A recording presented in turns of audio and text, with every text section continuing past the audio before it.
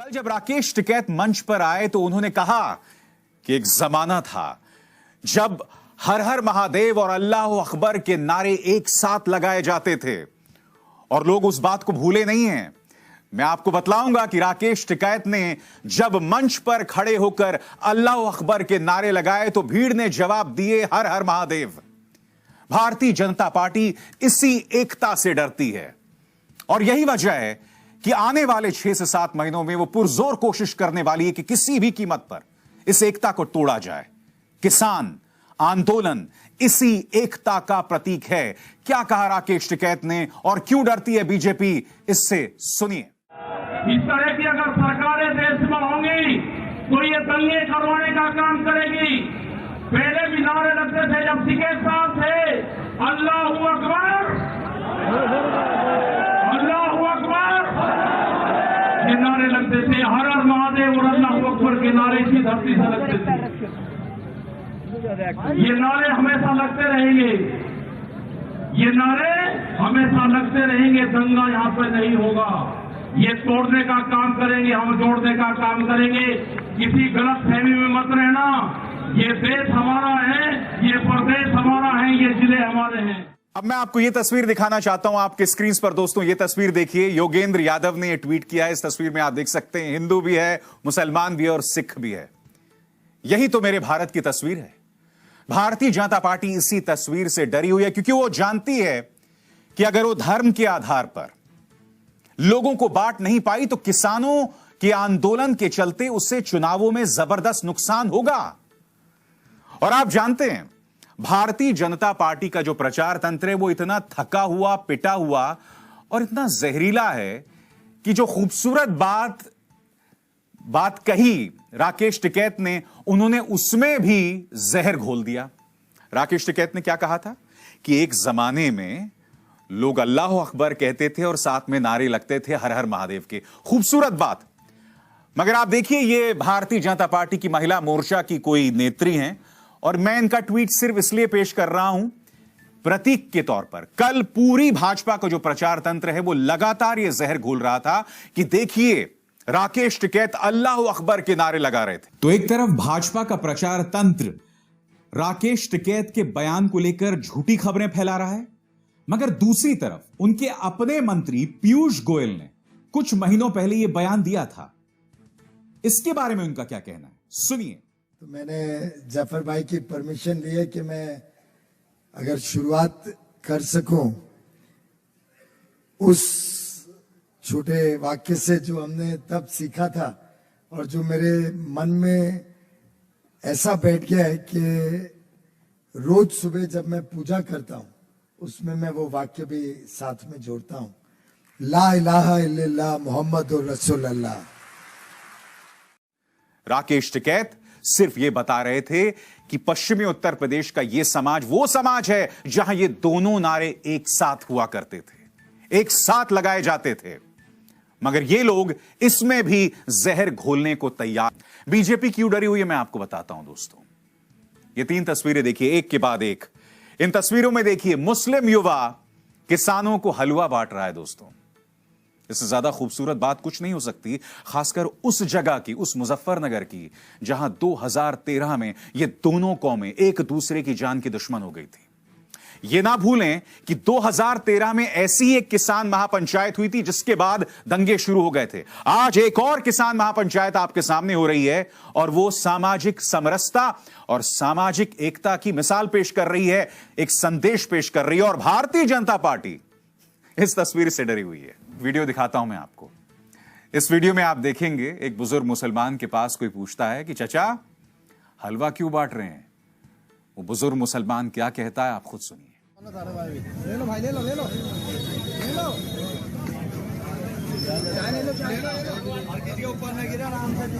आज क्या है जो हलवा बट रहा है? आज किसानों की महापंचायत है। अच्छा, जो मांगे जी वे पूरी कर दे सरकार अपनी तरफ से। तो यही प्रयास। तो आप यहाँ पे आज जितने भी यहाँ से किसान गुजरेंगे सबको हलवा, सबकी सेवा। हलवा केला। दोस्तों बीजेपी इसी तरह के नारों, इसी तरह के संदेश से डरी हुई है क्योंकि वो नहीं चाहती कि पश्चिमी उत्तर प्रदेश में मुसलमान और हिंदू एक साथ एक मंच पर आए। किसान आंदोलन उसकी यही सोच को चुनौती दे रही है। मगर बड़ा प्रश्न, भारतीय जनता पार्टी इतना बड़ा दल, इतना धनी दल, संवाद के नाम पर क्या आपके पास सिर्फ यही विकल्प मौजूद है? बीजेपी की मुश्किलें क्या है, मैं आपको और बताने वाला हूं दोस्तों। आपके सामने अखिलेश यादव ने कल रैलियों को संबोधित किया और आप इन तस्वीरों में देखिए, एक के बाद एक इन 4 तस्वीरों के देखिए, इन तस्वीरों में किस तरह का उन्हें रिएक्शन मिल रहा है, किस तरह की उन्हें प्रतिक्रिया मिल रही है। भारतीय जनता पार्टी इन तस्वीरों से घबराई हुई है। जिस तरह की प्रतिक्रिया अखिलेश यादव को उनके रोड शोज में, उनकी रैलियों में मिल रहा है, और अखिलेश यादव आज की तारीख में मैदान में हैं, इन्हें किसी तरह का कोई मीडिया दिखा नहीं रहा है। जी हां, कायदे से न्यूज चैनल्स को, 24 घंटे चलने वाले न्यूज चैनल्स को दिखाना चाहिए था, मगर वो नहीं दिखा रहे हैं, बिल्कुल नहीं दिखा रहे हैं। अखिलेश यादव की लड़ाई बहुत मुश्किल है दोस्तों। शायद ममता बनर्जी ने जो पश्चिम बंगाल में चुनावी लड़ाई लड़ी थी, उससे भी ज्यादा मुश्किल, क्योंकि बीजेपी के साथ पूरा प्रचार तंत्र है। वो प्रचार तंत्र जो उसे उसके एजेंडे को लागू करने में मदद करता है। 2 मिसालें देना चाहूंगा। केशव प्रसाद मौर्य का बयान देखिए। उन्होंने कल किसान महापंचायत के बारे में कहा कि यहां कोई किसान विसान नहीं थे, सिर्फ समाजवादी पार्टी, कांग्रेस, आम आदमी पार्टी और बसपा के समर्थक थे। यानी कि भाजपा के बड़े बड़े नेता लगातार किसानों की इसी तरह से बेइज्जती, इसी तरह से तौहीन करते रहेंगे। बात यहां नहीं रुकती। आपके स्क्रीन पर यह है संजीव बालियान साहब, सांसद हैं, क्या बयान दे रहे हैं कि संयुक्त किसान मोर्चा को अगर राजनीति में उतरना है तो उनका स्वागत है, चुनाव लड़ें, कह रहे हैं वो। आप जानते हैं कि संयुक्त किसान मोर्चा एक आंदोलन कर रहा है, मगर वो क्यों चुनौती दे रहे हैं इनको चुनाव लड़ने की? क्योंकि वो जानते हैं कि अगर संयुक्त किसान मोर्चा चुनाव लड़ता है तो इसका नुकसान किसे होगा? इसका नुकसान सिर्फ भाजपा विरोधी मोर्चों को होगा, उन्हीं के वोट बटेंगे। क्योंकि जब संयुक्त किसान मोर्चा मैदान में होगा तो वो उन वोटों को हासिल करेगा जो बीजेपी के खिलाफ, यानी कि फायदा किसको? बीजेपी को फायदा। तो आप समझ रहे हैं इनका खेल। या तो इनका खेल है कि हिंदू और मुसलमानों में बंटवारा बना रहे, तनाव बना रहे, या फिर इस तरह की चुनौती। और दूसरी तरफ जब सवाल पूछे जाते हैं भाजपा के नेताओं से, भाजपा के मुख्यमंत्री से, इनके पास जवाब नहीं होता। आज की तारीख में उत्तर प्रदेश में एक बहुत बड़ी समस्या है बेरोजगारी। कल जब मुख्यमंत्री योगी आदित्यनाथ से बेरोजगारों ने सवाल पूछा तो उसका जवाब तक नहीं दिया उन्होंने। ये वीडियो देखिए दोस्तों, हकीकत बतलाएगा आपको। योगी जी, अरे महाराज जी आर्मी भर्ती ना है क्या? आर्मी भर्तियां कहिया है महाराज जी। मुझे तो डर इस बात का है कि इन बेरोजगारों ने जो मुख्यमंत्री आदित्यनाथ की शान में गुस्ताखी की है, कहीं ऐसा ना हो कि इन पर देशद्रोह का मुकदमा कर दिया जाए। जी हां, क्योंकि उत्तर प्रदेश में आज की तारीख में हर छोटी बात पर देशद्रोह का मुकदमा हो जाता है। पत्रकार सिद्दीक कप्पन पिछले 1 साल से जेल में। वो सिर्फ हाथरस गए थे कवरेज करने, एक पत्रकार होने के नाते, अब तक उन्हें रिहा नहीं किया गया है। Surya Pratap Singh, former IAS officer, इनके खिलाफ अब तक 7 FIRs दर्ज हो गए हैं। और बात यहां नहीं रुकती है। आपकी स्क्रीन पर यह खबर देखिए। इस खबर के मुताबिक उत्तर प्रदेश के पूर्व राज्यपाल पर भी देशद्रोह का मुकदमा कर दिया गया है, क्योंकि इन्होंने मुख्यमंत्री आदित्यनाथ के खिलाफ बयान दिया था। यह हालत हो गई दोस्तों। आज की तारीख में जो भी मुख्यमंत्री आदित्यनाथ से सवाल करेगा, उस पर देशद्रोह का मुकदमा दर्ज कर दिया जाएगा। इनके पास हालांकि कोई जवाब नहीं है, सवालों के कोई जवाब नहीं है। मैं आपको एक वीडियो दिखाना चाहता हूं। इस वक्त दोस्तों पश्चिमी उत्तर प्रदेश में डेंगू का कहर है। यह खबर देखिए आपके स्क्रीन पर। पश्चिमी उत्तर प्रदेश में कई जगहों पर लोग जो हैं डेंगू के चलते मारे जा रहे हैं। दर्जनों बच्चे मारे गए, दर्जनों। और यह मामला बताया जा रहा है कि कम से कम 100 बच्चे भी मारे गए होंगे। बेबसी क्या है मैं आपको बताता हूं। एक वीडियो दिखाना चाहता हूं। गरीब महिला पांव पड़ रही है डॉक्टर के और मिन्नतें कर रही कि मेरे बच्चे को दाखिला दे दो। ये वीडियो देखिए, एनडीटीवी पत्रकार आलोक पांडे ने अपने ट्विटर टाइमलाइन पर शेयर किया है।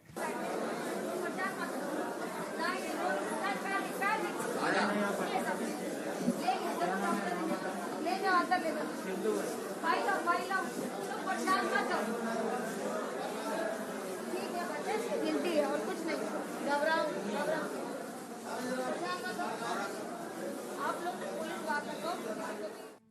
असली मुद्दों का इनके पास कोई जवाब नहीं है। मैं आपको एक मिसाल देता हूं। साल 2018 की बात है। मुख्यमंत्री आदित्यनाथ की सरकार ने यह दावा किया था कि हमने कार्यक्रम चलाया जिसका नाम है दस्तक, और इस दस्तक के अंतर्गत हमने पूरे पूर्वी उत्तर प्रदेश में एंसेफेलाइटिस, दिमागी बुखार जिससे हजारों बच्चे मर चुके हैं, उसका इलाज ढूंढ लिया है। अब एंसेफेलाइटिस वहां बिल्कुल मौजूद नहीं है।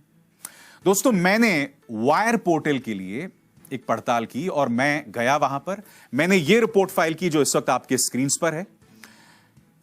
इस रिपोर्ट के अंतर्गत मैंने क्या क्या पाया मैं आपको बताता हूं। डॉक्टर्स को यह बताया गया कि अब आप जो भी ये बीमारी लेकर आए या इसकी जांच लेकर आए, आप कहीं पर भी एंसेफेलाइटिस या दिमागी बुखार ना लिखें, सिर्फ सामान्य बुखार लिखें। यानी कि डॉक्टर्स अगर आपके प्रिस्क्रिप्शन में, आपकी रिपोर्ट में, आपकी मेडिकल रिपोर्ट में एंसेफेलाइटिस ही नहीं लिखेंगे तो बीमारी कितनी उग्र है सामने कैसे उभर कर आएगी। और यही नहीं दोस्तों, बीबीसी ने हाल ही में रिपोर्ट की। वो गोरखपुर गए और इसी एंसेफेलाइटिस में उन्होंने रिपोर्ट की। 2 हफ्ते पहले की बात है। इस रिपोर्ट में उन्होंने पड़ताल की कि योगी सरकार जो दावा कर रही है कि हमने एंसेफेलाइटिस पर काबू पा लिया है, क्या यह बात सही है।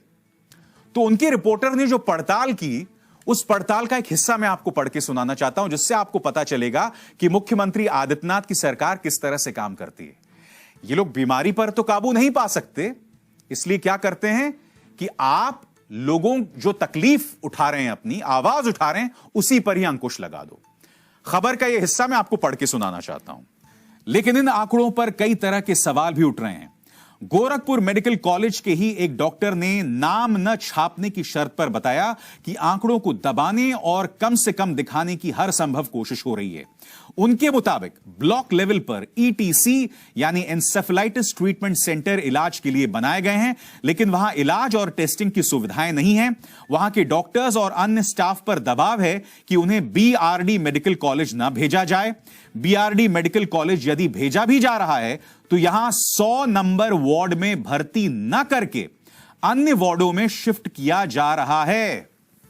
इसका अर्थ क्या हुआ कि आपकी मेडिकल रिपोर्ट में अब जिक्र ही नहीं हो रहा है, जिक्र ही नहीं हो रहा है कि आपको एंसेफेलाइटिस की बीमारी है या आपके बच्चों के एंसेफेलाइटिस की बीमारी है। छुपा डालो। ऐसे में जब आधिकारिक फिगर्स आएंगे, आंकड़े आएंगे, तो कौन कहेगा कि उत्तर प्रदेश में एंसेफेलाइटिस पर काबू नहीं पाया गया है। यही उन्होंने कोरोना के साथ किया था। कोरोना में भी इन्होंने आंकड़े छुपाए, और न सिर्फ आंकड़े छुपाए। मैं आपको एक और तस्वीर बताना चाहता हूं। जैसे कि मैंने आपको कार्यक्रम में बताया कि डेंगू की वजह से पश्चिमी उत्तर प्रदेश में बड़े पैमाने पर बच्चे मारे जा रहे हैं। वरिष्ठ पत्रकार दीपक शर्मा ने ट्वीट पेश किया है और इस पर मैं चाहूंगा आप इन 2 तस्वीरों पर गौर कीजिए।